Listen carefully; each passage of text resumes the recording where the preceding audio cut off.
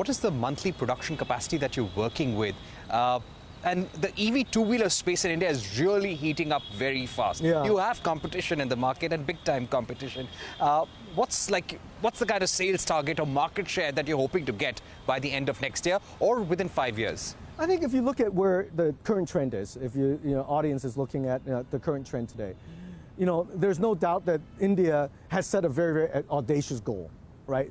80% of two-wheelers and three-wheelers to be electrified by 2030, right, on new sales. And yet the sales number doesn't reflect that. The sales number are debatable, projected to 40%, only half of that. I think there's still yet a big barrier in people adopting electric propulsion. And one is because the compromise they have to make. If you can go on a vehicle 100 kilometer, that means you can only go 50 kilometer one direction and go back. Or else you're going to have to wait there and charge, right? And that inconvenience is just not a solution when you're comparing to the traditional ICE vehicle today.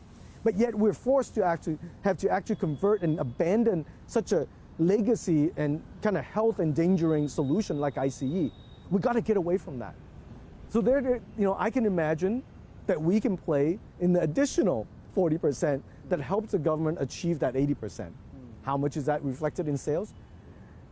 I don't have that crystal ball, but we can also say that when we started in Taiwan, electric vehicle was really not massively adopted, mainly for the reason of the challenge of, if you have the range anxiety, then you have the charge time, then you have, I worry about charging the battery underneath in a parking lot at home. With battery swapping, you bring all the battery into one location through an industrial charger that's 24 hours a day being monitored, much safer. And then you got the whole economics. What if the battery dies? Currently, the government subsidizes the battery, right? What if the battery dies and the consumer needs to buy a new one? Is the second battery subsidized? There's a big question mark around that, right? And so we need to provide a solution. And so what I do is I do want to, as we look forward, battery swapping is a very new technology. People there have a lot of doubt about whether or not it will work or not work and how to scale it works. Today in Taiwan, we have about 94% of the 93% of the vehicle on the road today that are electric is actually using a Gogoro battery swapping system. We have really kind of worked ourselves into an open system that allows vehicle makers not only like Gogoro, but Yamaha, Suzuki Taiwan, and 6 other brands to actually produce vehicles using the same common battery swapping system, and all interoperably within the different So clearly you're betting big on India, but let me again ask you about the basic question in terms of market share. Where do you want to be in the next 5 years? How much are you looking to sell initially for the first few months? I think, we're going to take a very conservative step. I think what is important, I think you're absolutely right, the space is heating up. The space is also competing very aggressively on pricing. And with pricing, one of the biggest challenge with pricing is that, a ton of steel is a ton of steel. A ton of plastic is a ton of plastic. There is no shortcuts around the corners. Either somebody's shortcutting because there's economic benefit from a shareholder's perspective, or there's, a competing because they're cheating and taking shortcuts. One of the things I can tell you about Gogoro is that we don't take shortcuts. What I'd rather do is take a step-by-step approach to grow the market. You don't see me growing, you won't see me growing exponentially really fast, but with a steady growth through different form factors and different vehicles that we provide. So we're building our order books now. Today is the first time a lot of people will see the vehicle. We'll also, work with B2B customers to scale and predictively build a network, really kind of enabling the flywheel to happen. But over time, I think that will build up. We didn't come to India thinking that we're just going to sell, a couple hundred vehicles. That's not the idea. The idea is really to make a meaningful penetration into India, to really change and help people change their lives here. So is this the biggest market for you globally? It is the biggest market globally for anybody. India, today is, if you think about Taiwan, Taiwan sells about, 800,000 to 1 million vehicles a year. Still a great percentage of that is ICE vehicle. About 90% of that is ICE vehicle, 10% is electric. But India, with probably 25 times that in volume in sales, it far overwhelms any other market. Horace, I'd like to ask you about the regulatory atmosphere in India currently. Are you enjoying any of the incentives from the PLI scheme, FAME scheme currently? And do you think there is anything stopping the electric revolution in India right now? I think, as we think about it, currently the FAME 2 subsidy is really geared toward purchasing the vehicle and purchasing the battery.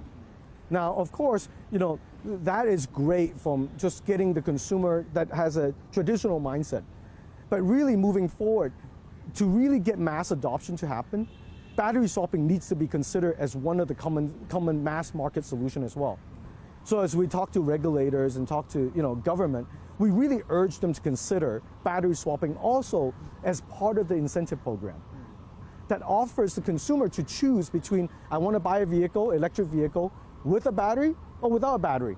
Whoever actually owns the battery should actually be the one at the end receiving the subsidy.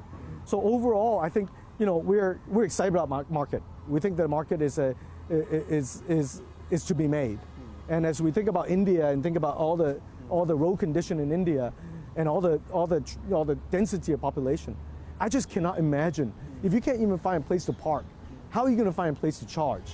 And but has it been disappointing that there has been no battery swapping policy? It's been almost 2 years since it was announced in the budget. Yeah, I think it takes time. It takes time. And everybody's really worried about interoperability. But we have been able to demonstrate today with 1.3 million batteries in Taiwan that all of it is interoperable between the first generation battery, the very first battery that I ever produced years ago, also actually works on the newest vehicle that I produce or that Yamaha produce or other vehicle maker produce or A-Motor produce or others. And that all the system just works interoperably. The configuration is gigantic.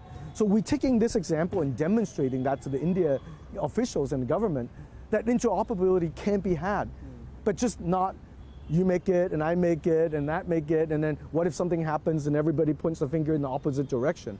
Because everything is charred at that point, right? You got a fire and everything is charred. Right. Accountability is very, very important to be able to trace, analyze, and solve the problem.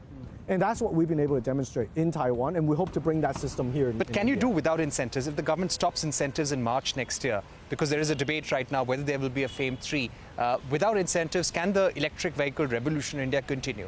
I think level playing field is what is important. Of course, having incentive really helps people make that jump into the decision, right? It'll boost sales. The number of vehicles that's sold in India today is probably still not yet competing with the ICE vehicle, right? The volume is just tremendously different. And so, but I think it shouldn't be, it shouldn't be one group gets it and the other group doesn't get it. But if you're doing electric, either everybody gets it or everybody don't get it. A level playing field is what, I think it's important. So you want a level playing field, that would be your ask? Level playing field, yeah. If there is a subsidy that's offered to people that are charging vehicle, that should be offered to the non-charging vehicle and swapping vehicle, because at the end the person is actually making a decision to go electric for the goods of everybody else, right? Right.